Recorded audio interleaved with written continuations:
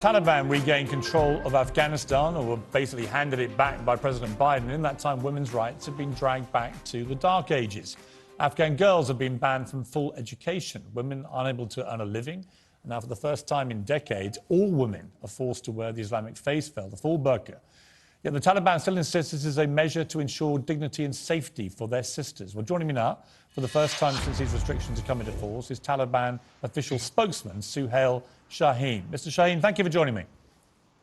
Thank you. You made a promise. You rang in to the BBC on August the 15th, 2021, and you said this. I want to remind you of what you said. They should not be scared. Their honor, their properties, their right to education, work as we have commitment for that. So they should not have worries. Their work and access to education will be, I think, more in a better position than they were in the past. So that was you talking about women in Afghanistan and schoolgirls, and you assured us that they would be in a better position than they were in the past. But in fact, they've now gone back to the position they were in when the Taliban was in charge before, which is a position of being oppressed. Why is that? And why did you lie about improving a lot of women in Afghanistan? First of all, your judgment is based on distorted reports of media. Right now, 123,000 female students and teachers and government universities and private universities, they are either working or receiving education. Do you know about that? You don't know. I do know. You asked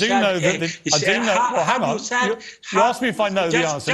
Let me respond to you. Just a moment, I complete. Okay. Have you mentioned that in your program about 4 million female students in primary schools? They are going to school. Yes, now. If you heard Afghanistan. All right, Mr. Shaheen, let me jump in. Let me respond to you. Let me respond to you, please. Don't just keep talking.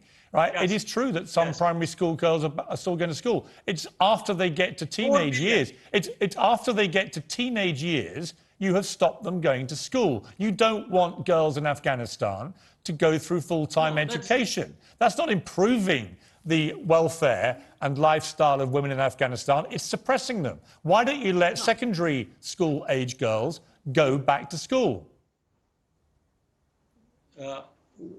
The secondary age school, primary school, there are 4 million girls are going to school.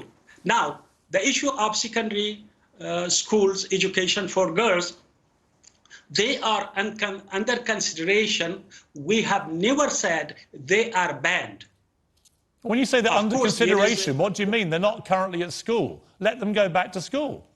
Just say you can all go back to school. That is why we are talking to work out a mechanism, and I hope it will be soon. What's there to talk about, Mr. Shaheen? With respect, there's nothing to talk about. A girl should be entitled to go to school in Afghanistan the same way a boy goes to. You yourself said in August last year that they had nothing to worry about, nothing to be scared about. So if they've got nothing to worry about, let them go back to school. Give them the education that they were having. Give them the education that they deserve. Just do it. Stop telling them you're under consideration. What right have you got to consider their right to education? I said the girls have the right to have access to education as boys. I am saying right now. That's why the mechanism being worked out to provide a conducive environment, because it's an Islamic society. There is no question about their right to go to school. Only there is no question. Again, let me jump in. Let me respond to that. The uniform. If I may respond to you. And the female teachers. If there is no problem about their right to an education, let them go back to school. Let me turn, if I may, to the issue of the now compulsory instruction for all women in Afghanistan to wear a full burqa if they go outside. In fact, there's an encouragement they don't leave their home, but if they do leave their home, they can only show their eyes. And if they get caught showing any more than their eyes, then the male guardians who've been appointed to basically enforce this face going to prison. This is unbelievably oppressive way to treat women in Afghanistan after 2 decades of experiencing a much freer society. Why are you doing this when, again, by your own words, you promised they had nothing to worry about? The Afghan women, for centuries, they have been observing hijab, and they are wearing hijab voluntarily. So there is no additional burden on them. And there is, the statement doesn't say burqa is imposed or the only type of hijab. It says there are different types of hijab which are acceptable. Oh, right. So that's an important. Burqa. Okay. Well, hang on. If what you're saying is true. A cloth of, so just to be clear, every woman in Afghanistan right now can go out and does not have to wear the full burqa, and she will get no bad treatment from Taliban. Is that correct? They're all free not to wear the burqa. Yes. Is that your official position? Yes, just, if they observe hijab, it may be a veil, it may be a piece of cloth, it may be a burqa, but the burqa is not the only type of hijab. It is clearly said. Any type of a piece of cloth, she covers herself, her body, that is a hijab. So it is not the burqa, as you said. But the decree that came down from the Vice and Virtue Ministry was that they were not allowed to reveal more than their eyes. So whichever way you try and spin this, that is a draconian measure which is designed to suppress women more than they've been used to in the last 2 decades. You're taking them back to what life was like under the Taliban before. And I'm simply putting it to you that when you took over the country again last August, you made a lot of pronouncements, the Taliban, that you were going to be a different kind of Taliban, a more inclusive Taliban, and that women had nothing, again, back to your words, nothing to be scared about. Their honour, their properties, their right to education, work and so on.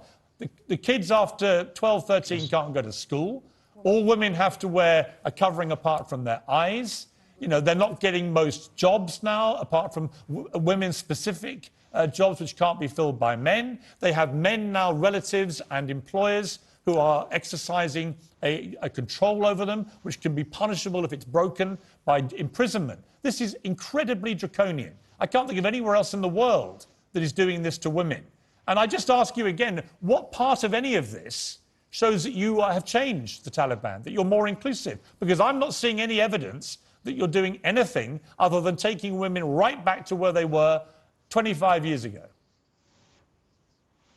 What you are saying I've gotten from the media reports, which are not correct. Their property are safe, secure. There's no problem with that. About the wheel, it is not only in Afghanistan, all over the Islamic world. You may have it in UK, the Muslim women wearing also in UK. About only opening the eyes, many are using the mask. There is no problem. It is the same as a mask. You know, one of the problems. Eyes are open. So if I may say so, the mask is not draconian, but the wheel is draconian. Yeah, well, look, the Taliban will be judged by their actions, and the reports and reporters in Afghanistan are completely contrary to the picture that you're trying to paint. They are talking about women who are now protesting in the streets because they're being ordered to completely cover themselves apart from their eyes. They're being told that male relatives and employers are now enforcing this on behalf of the Taliban. So either they're all making it up and they've all gone mad, or the Taliban, through people like yourself as a spokesman, are saying one thing in public and a very different thing is happening on the streets. I want to talk to you also about the economy in Afghanistan, which is a complete disaster. You now have millions and millions of people living in abject poverty. In what way is the Taliban trying to improve the lives of its people? Because it seems from where I'm looking that ever since the United States evacuated Afghanistan, things have got immeasurably worse for the people. Why is that? Why, given a second chance at running the country, have you so far proven to be such abject failures? First of all, I would like to say 99% of the Afghan women, they are observing hijab voluntarily. So they consider it a dignity, a safeguard for their modesty. Secondly, the poverty situation, the lack of job opportunity is because of the sanctions imposed by international community following our taking the capital Kabul. So they are punishing the people of Afghanistan, not the government, by imposing the sanction. You can ask them why they have done this, why they are doing this to the people of Afghanistan. So your position is that the Taliban has no responsibility for the economic collapse of the country, and it's all everybody else's fault. Yeah. We have responsibility. What we have from our internal revenue, we are doing that we are spending that in the service of our people. We are starting development projects. We are paying the salaries of the government employees who are about 500,000 from the previous government. They are still working in the government. We are doing that. But we do not have financially so strong to start all the development projects. Some of the projects which were funded by some countries, they have been completed 90%, 95%, but they have left it. Mr. Shaheen, the truth is, Afghanistan is in a terrible state right now. Millions of people are living in horrific poverty. Women are feeling increasingly oppressed by the Taliban regime. And my message to you simply, is if we take you at face value, then we should expect that tomorrow secondary-age kids can go back to school and get a proper education. And if, as you say, there is no order for women to wear the full covering, and they can go out without covering everything apart from their eyes, let's see that happen, and let's make sure that women that do express that right and that freedom do not then get punished. We're going to leave it there, Mr. Shaheen. Thank you very much indeed for joining me. Yes, I'm saying right now that the women and boys, they have right to have access to education. That's only by observing hijab. Yeah, you don't have any right to education if there's no school you can go to. Our government has not said that denied their right to education. Listen, we've talked about... I understand. We've talked about this. Just for the record, you have 2 daughters. Do they go to school?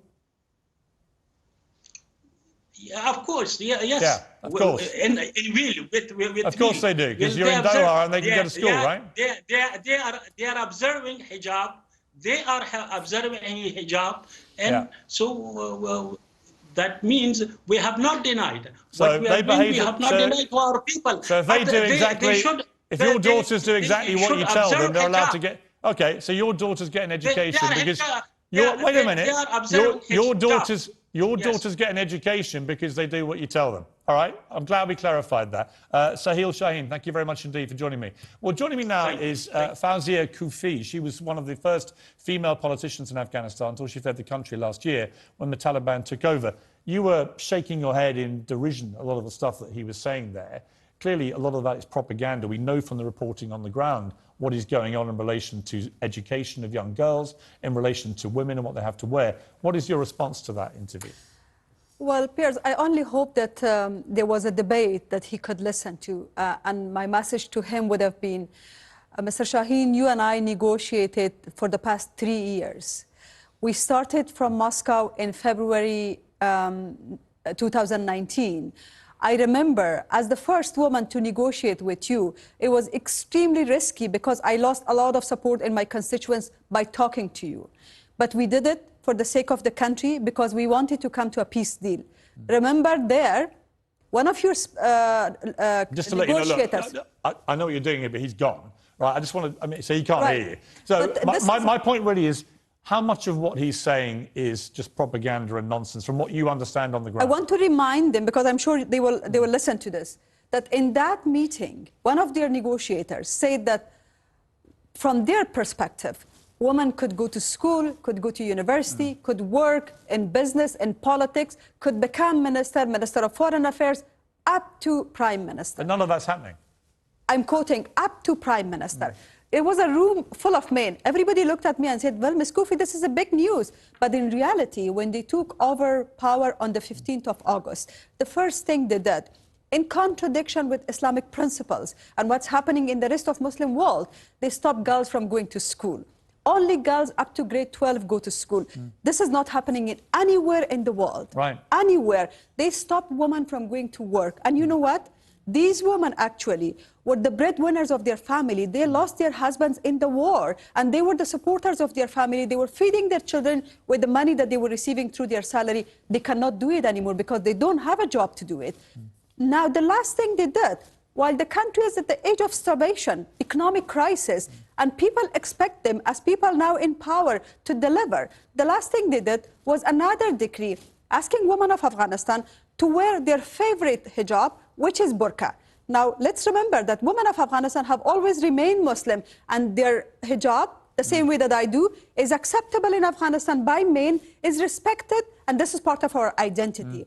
We don't need Taliban to come and tell us that unless you don't wear veil, which is burqa, and it's even not Islamic, it's traditional. I think that's something your male member of the family will be punished. So can you imagine, in a country which already the rule of law does not exist, the men are influencing and committing violence? Well, that's the great irony, is that the men are now being told to enforce these rules by the Taliban, and that in itself is just utter misogyny.